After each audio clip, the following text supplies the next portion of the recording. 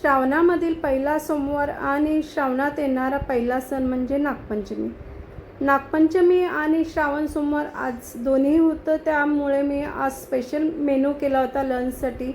खूप टेस्टी झाला होता, खूप मस्त झालेला. चला तर मग बघूया यामध्ये मी काय काय केलं होतं. तर या मेनूमध्ये मी खीर बनवली होती रव्याची, साखर न वापरता गूळ वापरून केली होती. खूप टेस्टी झाली होती. ताकाची कढी बनवली होती, आलू मटारची भाजी बनवली होती, कानोले बनवले होते. हे कानोले मी चपातीसारखे लाटून वाफून घेतलेले आहे. कोथिंबीरची वडी बनवली होती.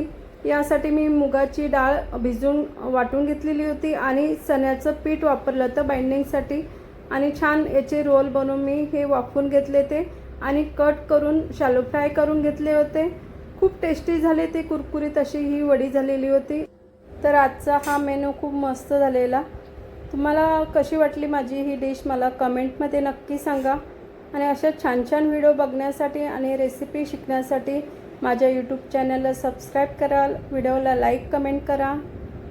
आणि जर तुम्हाला यातला मेनू आवडला असेल तर त्याची कुठली रेसिपी तुमच्यासोबत शेअर करू हेही मला कमेंटमध्ये सांगा.